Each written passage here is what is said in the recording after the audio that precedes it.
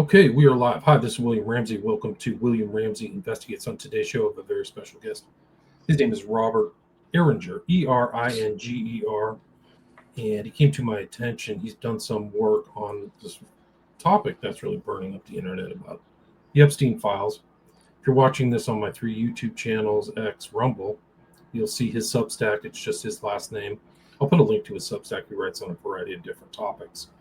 But our intro topic is going to be the Zorro Ranch, which I think is coming into people's idea. They always think of maybe Epstein as the island, Florida, Palm Beach, or Manhattan, but sometimes Zorro gets overlooked. But this is an important aspect of this whole criminal enterprise. But Robert's written many books. He spent nearly 5 decades in the intelligence and investigative game. He began as an undercover journalist for Fleet Street and served as a foreign correspondent for the Toronto Star and the Toledo Blade. He infiltrated the Ku Klux Klan. In 1993, operated undercover for FBI counterintelligence in Moscow, Havana, and beyond. In 2002, Prince Albert of Monaco appointed him to intelligence advisor, and he went on to create the Principality's first intelligence service. He lives in Montecito, and where his truth questing continues over fine Pinot Noir. Nice little wine country up there. I've been to Monaco. It's a beautiful place as well. It kind of reminds me of Montecito, actually. It's interesting. I spent a lot of time in Santa Barbara myself. But it's interesting that you're here today because I had Eric O'Neill on, who was a long-term FBI agent. So kind of keeping with that trend of having a lot of FBI people here. But for people who don't know you, Robert, maybe you can talk a little bit more about your bio. We'll lead up to your most recent. I know you're publishing a book in about a month or so. I'll try to bring the title up. But maybe you can just talk about your background, what led you to your interest in covering the Zorro Ranch. Sure. Thank you for having me, William. Pleasure to be here with you. My background is what I call the information business. I've been involved in investigative journalism, book publishing, and intelligence, which to my thinking is all pretty much the same thing. It's about the acquisition, analysis, and dissemination of information. The only difference is in journalism, you're looking for the widest possible audience. And in intelligence, it's usually just a very tiny select audience of readers. I started off on Fleet Street in London, where I infiltrated the Ku Klux Klan. They were trying to establish what they call a clavern in Britain, and I managed to infiltrate it early on to a point where the Imperial Wizard of South Carolina, Robert E. Scoggin, invited me to travel to Spartanburg, South Carolina. In fact, he insisted on it so that I could be officially naturalized, was the word they use. They meant initiated into the KKK. So I and 2 reporters from the Sunday People newspaper traveled to Spartanburg, South Carolina, spent a week there, and we were initiated into the KKK. In fact, after the initiation, which was done by the Imperial Wizard himself, off came the robes and hoods of all the assembled Klans people around us, and out came a tape measure. Why a tape measure? Because they measured us up for bespoke robes. And these weren't just the normal white robes. They tailor-made us red satin robes. The reason is they made us Kleagles, which is Klan speak for officer. And they did that because it was presumed we would return to Britain and lead the Klan there. In fact, of course, what happened was we got back to Britain, and over 2 successive Sundays, front page and center spread splash, they call it, or used to on Fleet Street, exposed everybody involved. They scattered like rats, and that was the end of the KKK in Britain. Anyway, that kind of work, undercover work, I then went on to do as a specialty, infiltrating extremist groups and exposing them in newspapers such as the News of the World and the Sunday Mirror, and again, the Sunday People. And eventually, was able to put those skills to work for FBI counterintelligence. I must point out that I was never fully employed by the FBI. I was never a special agent, nor have I ever purported to be. I was a subcontractor, and it was based on doing the kinds of ruses for the Bureau that I had been doing in journalism. The difference, of course, is now instead of a wide audience, it was a select, very small audience, maybe of 3 or 4 persons within the Bureau, because my identity was strictly guarded. And I wrote about that particular period of my life in a book called Ruse, Undercover with FBI Counterintelligence. That was published in 2008 by Potomac Books.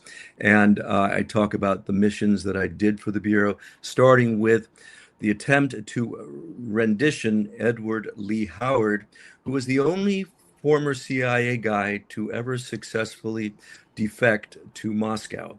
He did that in 1985, which was known as the Year of the Spy, and he was living there in the early 1990s, actually from 1985 onward. In 1993, an interesting opportunity arose whereby Howard wanted to write a book. He did, in fact, write that book. It was called Safe House.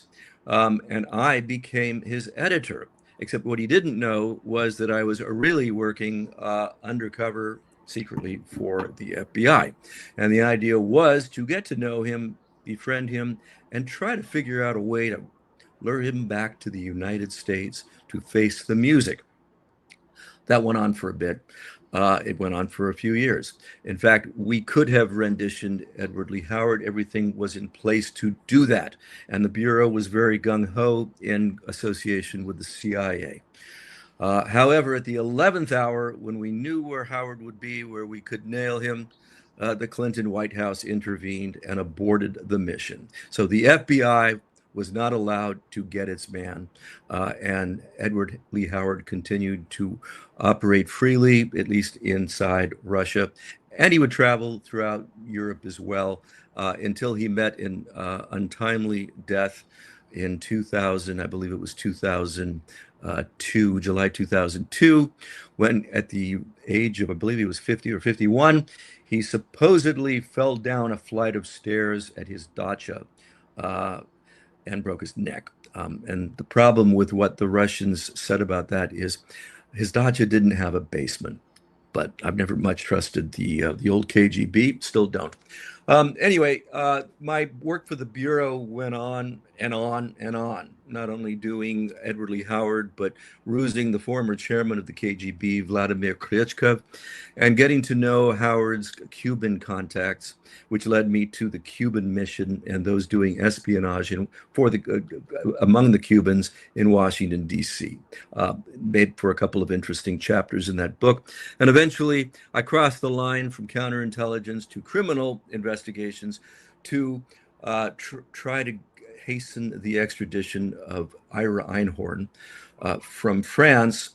He'd been a wanted fugitive for a few decades for murdering his girlfriend in Philadelphia in the late 1970s. Keep her in the closet too, right? Put her in a thing. That's right. He mummified her. In fact, when the FBI finally raided his apartment in Philadelphia, and they broke down the closet that was locked, and they found the mummified remains, they also found a library book at how to mummify a human being. Wow, I didn't know that. As you could imagine, that was evidence against him, partly, except he absconded and ended up on the run for a number of years until he was discovered in France. It was my job to get to know him again as purporting to be a book editor. I convinced Ira that he was going to be a best-selling author and that I would ensure that his books got published. And then he began to, from there, finally. Sorry to interrupt, but wasn't he assisted by one of the Brofman heirs or something. One of the Yes. women. Yeah. Initially, yeah. 'Cause that was the Okay. precursor to the Nexium. Was like the same woman was involved. Are you familiar with that? That's right. He was very popular for whatever reason, rather charismatic. I didn't get that myself, but when I met him at his farmhouse in France, but I guess he'd aged a bit. And What year is it? What year around is that? we're talking about the late 1990s, 98, 97, 98, 99.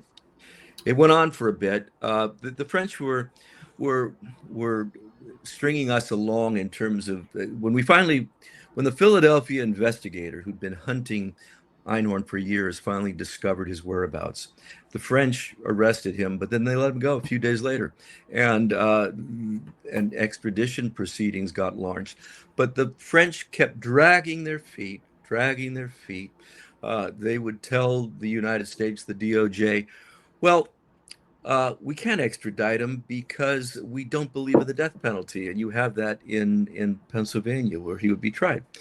And they turn around and say, well, we've already passed a special law just for that to say that we will give Ira Einhorn a new trial. They did try him. They had tried him in absentia, and he'd been sentenced, I think, to death. And they said, we will. It was actually a law. The legislature passed it. We will give Ira Einhorn a new trial. So please, please hand him over. So then the French said, well, we don't believe in trials in absentia. They just kept dragging and dragging and dragging. And finally, I would think that my intervention is what caused the French to finally capitulate and hand him back. If you want to hear that story really quickly, it's because, Sure. Yeah, what happened was Einhorn knew that sooner or later he was probably going to get extradited to the United States. And I went over as his book editor and suggested that he go to Poland, that we create a whole new life for him in Krakow. That is me, the publisher, not the FBI, even though they were supporting the whole thing, but of course they know what I'm doing. We will, a person like you belongs in a wonderful city like Krakow in southern Poland because it's very artsy, and it'll be good publicity for your book to have absconded again. So he liked that idea. He loved being stroked. He had a very huge ego, Einhorn. But he said he had a better idea, that his lawyers and others around him had been prompting him to go to Cuba. And Cuba was where still to this day, American criminals roam free, if you could call Havana and Cuba free. Joanne Chesimard, the Black Panther lady who killed a New Jersey state trooper, was living in Havana at the time. She's since passed away. And it was explained to Einhorn that would probably be his best bet. Well, he had the misfortune of telling me this at a time when John Ashcroft, who was the Attorney General, was just about to have a meeting with Holly Maddox's siblings. Holly Maddox was the beautiful young lady who Einhorn bludgeoned to death and then mummified in his home. So when I got back from my trip to see Einhorn, and I was working with the FBI agents from the FBI Fugitive Squad in Philadelphia. And when I explained what Einhorn was going to do, John Ashcroft was apparently livid and got on the phone to the French counterparts over there and said, if he gets away and ends up in Cuba, there's going to be hell to pay. We understand from our own sources that's what he has in mind, and you better not let it happen. Lo and behold, 1 week later, way many months ahead of what was supposed to be the next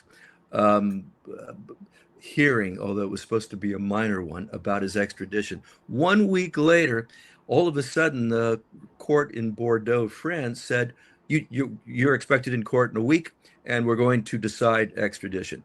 He was blown away, couldn't believe it, and showed up in court, and they they judged that he would be extradited.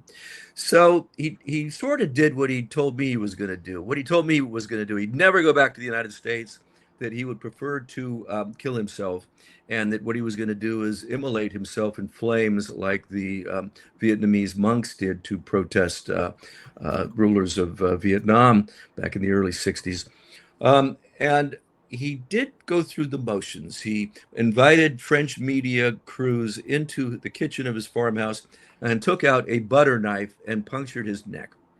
But of course, an ambulance was called. He was bandaged up. It really wasn't a serious injury.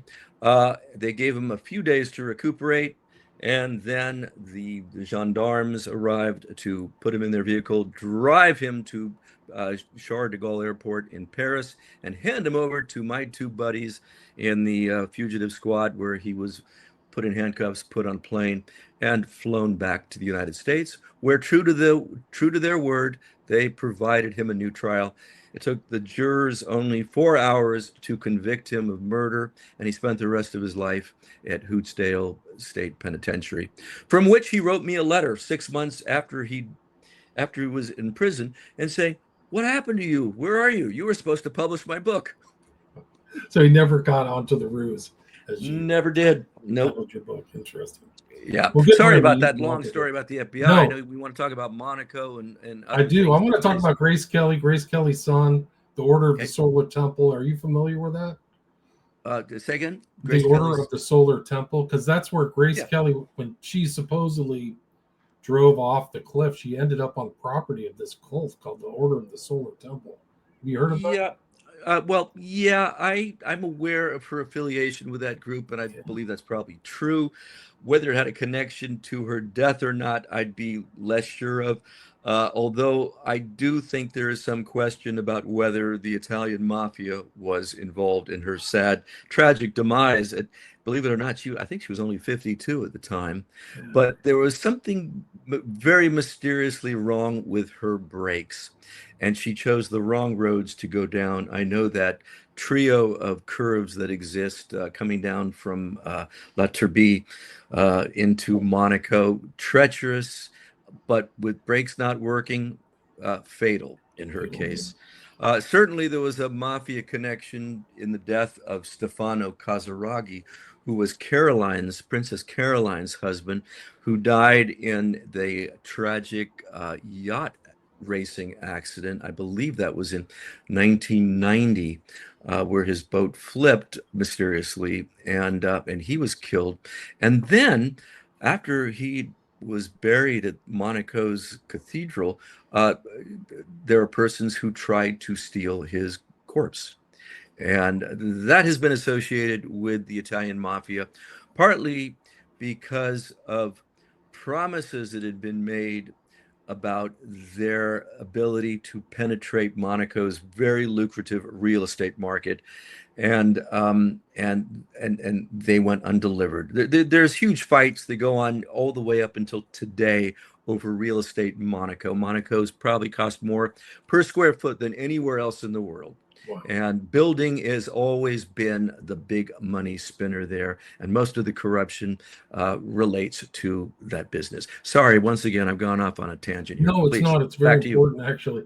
People don't understand the attraction, the allure of Monaco. It's a small principality. It's run by a family, hereditary monarchy, right? But low taxes or a tax haven, right? Well, it is a tax haven for most people, not Americans, because if you are an American citizen, you are obliged to file income tax returns wherever in the world you live. So Americans don't find it a tax haven. But if you're British, Swedish, any other number of European nationalities, if you live or claim to live full-time in Monaco, you do not have to pay tax to your country of birth or where even you spend some time. Wow. So how did you come by, as an American, getting into becoming an Intel asset for the family there? Like most of my life, serendipitously, I was involved in book publishing in the late 1980s, and the opportunity arose to move to Monaco. And I thought, well, being much younger than I am now, of course, the sense of adventure overtook me, and I uprooted to Monaco for a couple of years. rationalizing that I would scout literary talent since at that time I was representing authors with books. I handled William Colby's book about Vietnam, Lost Victory, and Robert Kupperman's book, Final Warning, about terrorism. And I wanted to do the same thing. The bad news is I never really discovered any literary talent in Monaco, but I did make friends with Prince Albert. Got to know him, others. It's a very small community generally. I mean, the country itself is only 1.5 miles square. It's comprised, was then, of about 35 different nationalities. The Monegasques are outnumbered in their own country. But And among that's the, Grace Kelly's son, right? For people. yeah, Prince Albert is Grace Kelly's son and the son of Prince Rainier, who at that time was the monarch in Monaco and led with an iron fist. Got to know Albert, and then I disappeared from Monaco, went to Washington, D.C., connected with Claire George. He didn't want to write a book, so instead he and I went into the private sector intelligence business, almost as a joke. Um, we sat outside the Chevy Chase Club, and when he told me he wasn't going to write a book after all, he said, "Well, maybe we can do something else together." And I said, "Well, like solve people's problems." And he said, "Yeah." And I said, "But only billionaires and royalty." And he said, "That sounds good." And lo and behold, within a couple of months, we had a billionaire and a member of a royal family, not Albert in Monaco, but a titled aristocrat as clients. And we did very well with that. And then, as I mentioned, I got involved with counterintelligence work for the FBI and did that through the 1990s. When my work for the Bureau ended around 2001, I saw Albert and we talked about his concern of the Russian surge into the South France, the French Riviera. The Russians through the 90s have been predominantly laundering money in Switzerland. That was their out of home base. But the Swiss had enough and told them to move on, and they did. And they were beginning to move into the south of France. Albert had concerns about that. He also had concerns about various people from all kinds of nationalities because Monaco's a melting pot and the crossroads of everybody everywhere around the globe, especially wealthy people. And he had concerns about some of the people who were trying to enter his social orbit, as everybody tries to do in Monaco. In fact, the ongoing contest is who can brown their nose the deepest. So he thought it would be a good idea to retain me as his intelligence advisor, specifically to look into the Russian influence in Monaco, but also to check out various persons who were trying to enter his social orbit. And retained me in June of 2002 to do that.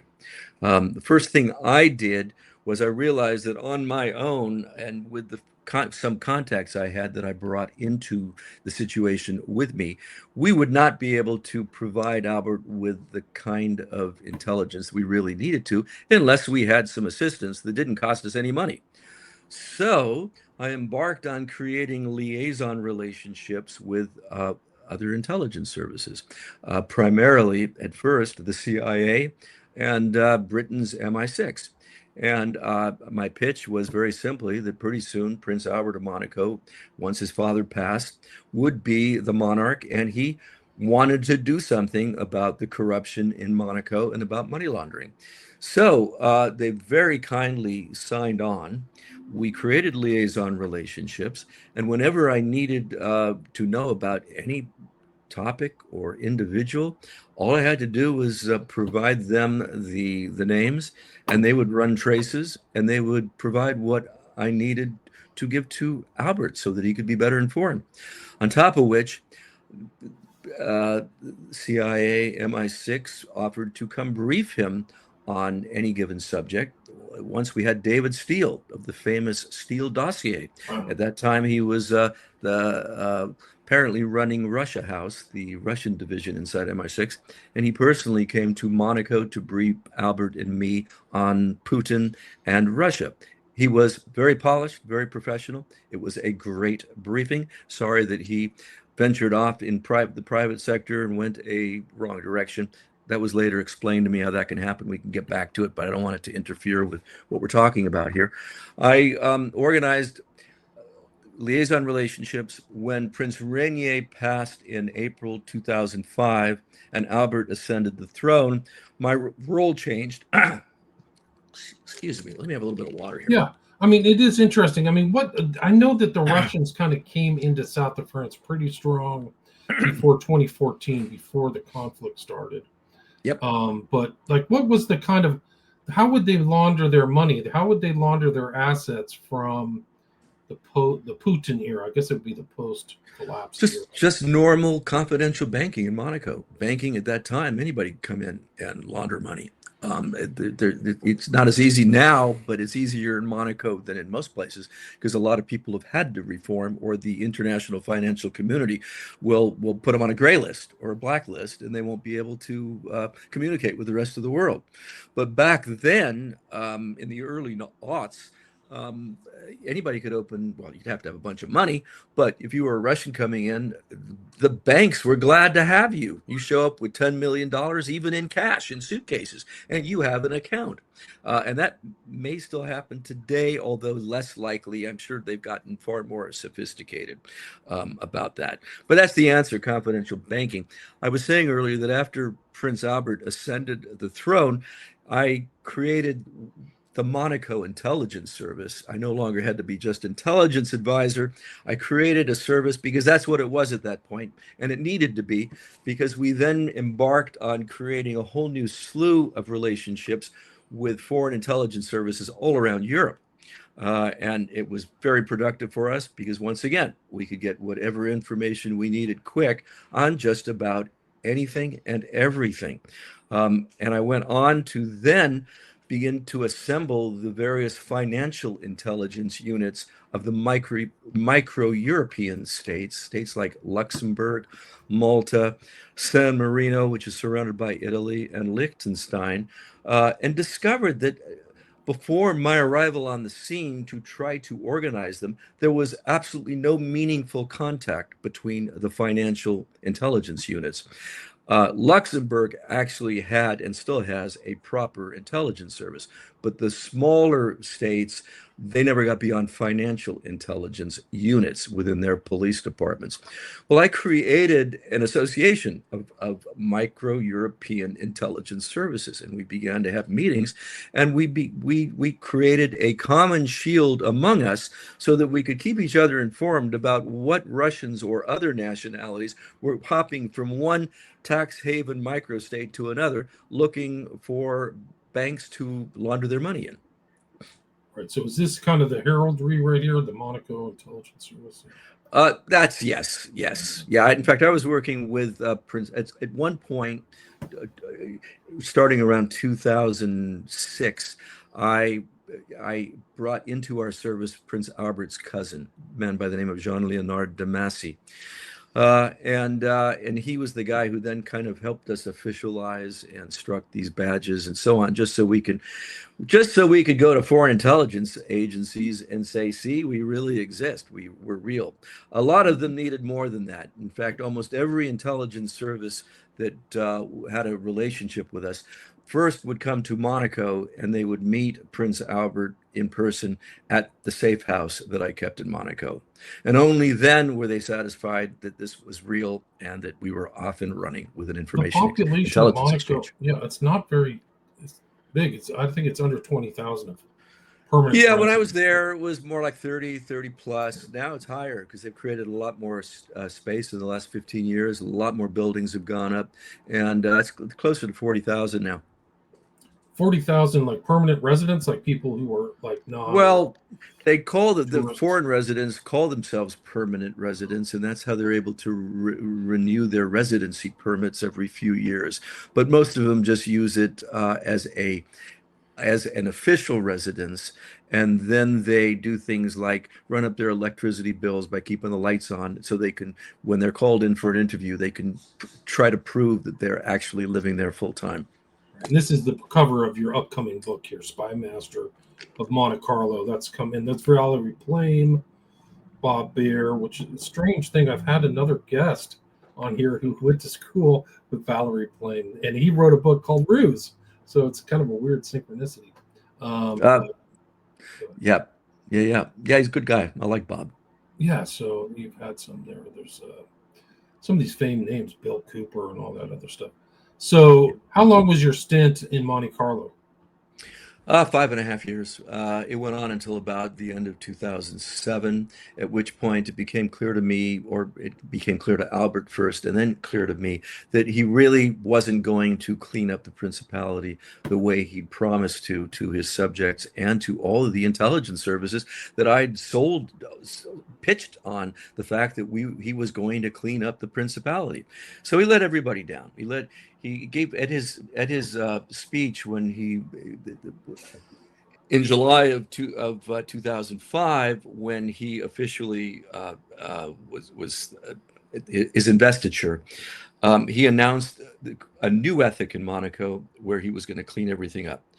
Of course, it alarmed everybody who was doing dirty stuff in Monaco, including most of his ministers and others. When you say dirty stuff, what do you mean by that? Like, do you think corruption and money just laundering. Taking money. Yeah, corruption and money laundering. That's what he wanted to clean up, or at least so he said. I think he meant it at the time, but he let down his subjects. He let down. What type? When you say corruption, what type of corruption? Like, what were they doing? Like stealing tax money, or like NGOs?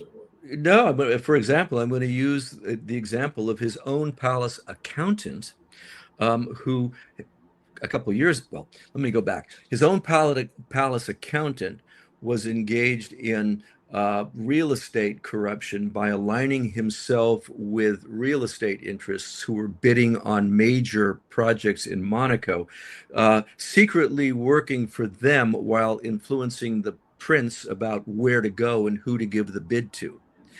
In exchange for a secret stake, lots of money. That's a good example right there. It took, we investigated the guy, and we investigated Albert's personal lawyer and pointed out to Prince Albert that they were both terribly corrupt. Albert didn't want to know. He didn't believe it. What happens? Just a couple years ago, it all caught up with him, and the palace accountant, whose name was Claude Palmero, was evicted from the palace, escorted to his car by the Carabinieri, and has been at war with the palace ever since. There's a big fight going on in Monaco between the palace and the ex-palace accountant, who Albert knew was corrupt 20 years ago, but didn't do anything about it then. Only finally did something a few years ago when the French media exposed his corruption. Got it. For people who don't know, Monaco's right there on the border between France and Italy, so it's literally like in between them both. Very tiny principality. So after you left, you kind of have, writing other books. You're in Montecito, you're in California, and then you started a Substack, and what made you interested in covering New Mexico and Bill Richardson's connection to Zorro? Well, like so many journalists, I've been following the Epstein case, and now the Epstein files with great interest. And it was surprising to me to discover that although they had searched Epstein's various properties, that they never really did a search of Zorro Ranch, which was his mansion-like property in New Mexico. And I suspect the reason for that was the influence of Bill Richardson, who was a two-term governor of New Mexico, in addition to having cabinet jobs in the administration of Bill Clinton. I believe he was the energy secretary. And Richardson got implicated in the Epstein stuff by married of Virginia Gouffre, who accused Andrew of having sex with her when she was only 17 years old. Andrew denied it, and now those denials are now all proving to be false. She also said that when she was in New Mexico, she had sex at the age of 17 with Bill Richardson. He denied it. He's no longer alive. He passed away a couple of years ago. But there is no reason to disbelieve Virginia Giuffre at this point because we now know she was telling the truth about Andrew. Why would she make something up about Bill Richardson? So to me, that's the interesting connection about why nothing ever got done about his ranch, searching it, even though in 2019, according to an email in the Epstein files, somebody informed the FBI that the bodies of 2 foreign females are buried somewhere on the grounds of Zorro Ranch. So the question is, what happened? Did the FBI not think to send cadaver dogs, not search, not look around for dead bodies? Um, Apparently, nothing happened at all. Why did nothing happen? These are good questions. Only now that this has come out, that particular email from the Epstein files has the New Mexico legislators, just last week decided to open an investigation into Zorro Ranch. Why did the FBI sit on it all this time? It's there's more to come out, much more to come out, in my opinion. I think so too. There's a lot of dark evidence of Epstein traffic. I mean, at least in the files of him going to Mexico to abuse kids, and New Mexico's fairly close to the Mexican border, and him being in Juarez in 2014, which is a huge tell. That's another one of these files, and there's no reason to go to Juarez. You know, on his list of options, if he can go to Paris and New York and Miami and the Caribbean, there's only one reason to go to Juarez, and what's it notorious for? Trafficking. Right. Absolutely. Absolutely. And I'll tell you something I found interesting. I was in New Mexico coming up 3 years ago. I was in Santa Fe, and I was staying at the Anasazi Hotel. Went to the bar there. Bill Richardson was still alive then. It was a few months before he passed. By the way, he was a very young man when he passed, and they've never said why. They just say of natural, died in his sleep at his summer home in Chatham, Massachusetts, but never said how or why. Well, when I was there and I was in the Anasazi bar, probably the most upmarket bar in Santa Fe, and struck up a conversation with a bartender who told me that Bill Richardson would come in all the time. But the problem with that was he drank too much. He was very bitter, drank too much, and was extremely argumentative. And I didn't put that together with Epstein back then, even though he'd already been accused by Virginia Giuffre. But clearly, he didn't end his last few years were not very happy. I think he had a sense of what was coming down the pike and how whatever legacy he might have was going to be in tatters. That's what I wrote about on my Substack post. Yeah, and it still is. Here he is with Bill Clinton, which you never want to be in a picture of. Yeah, that's right. And there's Giuffre in Santa Fe. I haven't seen this picture, but it's new. It came out of the recently released Epstein files. Okay, I wasn't aware of that. Wow. So it's just incredible. Have you heard what the guy who was the former head, he managed the Grateful Dead, the father of Courtney Love, said about Zorro Ranch? You ever heard that? No, I've not. Really dark stuff was going on there. Let me see if I can find it. Yeah, well, especially if you've got this suggestion that 2 bodies are buried there, maybe there's more than just 2. And once again, what are they going to find? Now they say they're investigating, but who's in charge of the investigation? You really can't trust the investigators anymore. Yeah, you can't. Can you trust the state investigators? I mean, in New Mexico, like, I don't know. Really depends on how influential Bill Richardson continues to be with those aligned with him, or maybe were involved. After all, it was in New Mexico. Who else from New Mexico politics or business was at Zorro Ranch? They had to have every reason to want to kill an investigation into the place. Right. Maybe that's where the real Eyes Wide Shut room is in Zorro Ranch. I think Stanley Kubrick was onto something when he made that movie in 1999. He really was. I mean, the other thing about Zorro was there was like a cop who lived around there and said that there was a barn there that had he thought there was an incinerator. Have you heard that one? I have not, but it wouldn't surprise me. Yeah, let me see. Let me see if I can bring this one up. This is incredible. Like, I mean, I'm trying to find this other one, but I'll share the. You can find this. I don't know if you've like looked through the files, but you can find this one at EFTA 012499623. Basically, he says, I live in the neighborhood of a property owned by Jeffrey Epstein. Property which is on Zorro Ranch Road, Staley, New Mexico, has recently had a large barn constructed. The barn is suspicious as there is a garage door that appears to be a sally port. There's a chimney. Blank is concerned that the property could potentially have an incinerator concealed behind the barn. So, he has heard rumors the property was used for recruiting girls to visit with Epstein, but he has no factual evidence to support this claim. Blank heard that rumors that girls from Albuquerque and the Moriarty area were recruited for Epstein. Blank patrolled this area for 15 years before he retired. So this is somebody who's kind of familiar with that area. Wow, I mean that bodes badly, and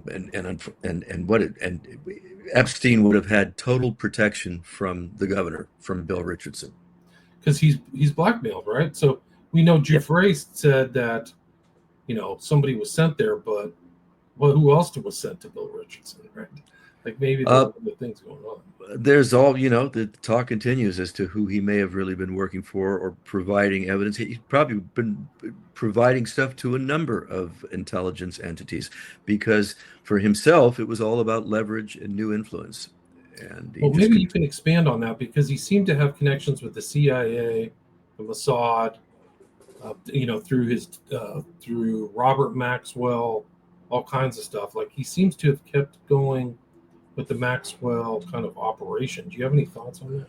Yeah, and because of the Maxwell connection, I think Mossad in Israel is the most obvious of who, if he did have intelligence connections, who he would be ultimately working for and creating honeypot traps for compromise to be able to leverage as needed by whichever intelligence service, perhaps Mossad, for light leverage.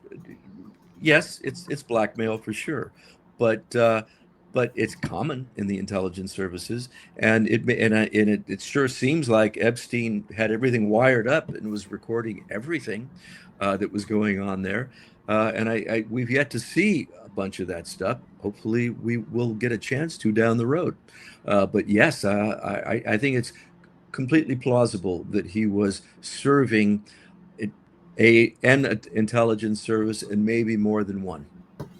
Right, which wouldn't be the first. So he's like a triple spy or triple agent or something. They talk about double agents, but like showing somebody something or FBI, and that's how he gets away with it, right? So I think he was working everyone. He was working everyone he possibly could, which is smart. That's how you keep from getting arrested, just like Whitey Bulger, right? Bulger. It was good for a while, but Epstein didn't have a happy ending. So your thought is he was killed in jail? Do you believe that? I don't believe in the suicide. No, I believe he was murdered. Yeah, it just too weird, too crazy. All the cameras get turned off. The guards go to sleep. Now somebody in inmate clothing, an orange robe, is going up the stairway. I believe, and then the family, the pathologist representing the Epstein family, who was there for the autopsy, said that the marks on his neck could not be there from hanging, but only from strangulation through somebody's hands. Yeah. So I believe he was murdered. This I think you're right. This statement by Hank Harrison, Courtney Love's dad, was done a long time ago. This is like 10 years ago on a different forum somewhere on Facebook. But he writes, since my daughter was in Epstein's Black Book in 2003, and since she bragged to me about how she was procuring victims for him, I think I have a right to speak with some authority here. The crimes are 10 times worse and 100 times more numerous and more degenerate than you can imagine. The New Mexico Zorro Ranch is bad, but when victims were worn out, they would simply be taken to the desert and buried, or taken to sea, weighted down, and dumped overboard. The ones who survived are lucky to be alive. We are talking multiple slave murders here. Clinton did not procure slaves. Trump did. Google me before you reject this comment. Pretty intense. That is very intense. Yes. So there's multiple different stories that coming out about that place, which is very isolated, like it's apparently in the middle of nowhere. Like that's my understanding. Yeah. Yeah. So people check out his Substack. It's your last name, right? It's just So no, it's roberteringer.substack.com. Robert Eringer. I post something every day. Lately I've been focusing on Monaco because of this book coming out. I'd actually moved on in my life from it, but finally decided the truth needed to be told, and that's why this book's appearing, and that's why I'm writing more often about it on Substack. But I write on a whole lot of issues, and I write a weekly news review, which I spell REVUE because I kind of poke fun at what's going on in the news, and it is also published simultaneously by Santa Barbara Current. Santa Barbara Current. So there it is right there. I saw you were on Caravan to Midnight. That is today's news review. Yes. Gotcha. So news review, bunch of different articles there. When is your book being published? March 19th, and it's now available on pre-order from Amazon, Barnes & Noble, and other internet booksellers. And you have your other books there as well, too. So you've got Ruse there. Ruse, yeah, they should be novels. There. Yep. It's written The Spy Master and Me. I mean, you have a pretty good, or it looks like you've written about 10 books or something like that. Yeah, I write novels as well. And my latest thing's been, I went through a phase where I like to write road novels where I take a real road trip and marry it with a fictional plot and characters. I did that with a book called Motional Blur that was published by Skyhorse in 2016. So I have a lot of authors from Skyhorse, so it's a good outfit. Is there anything you'd like to add? I mean, we're at the 45-minute mark. Do you want to take some comments or check the comments? Here's I don't know if you were following, but there's a lot of people talking. Great interview. Says Southwest. Thank you. Thank you, Robert, says Jack. I saw the comment there. It said, why keep him alive? Meaning, how did I escape all that? The simple answer is, if I'd stayed in Monaco any longer, I believe that my life was at risk because I had the palace accountant gunning for me. He actually tried to end the intelligence service without Prince Albert's authority, but he pretended that he had Prince Albert's authority to terminate my intelligence service, even though he had no idea what the extent of it was or all the relationships we had with other intelligence services.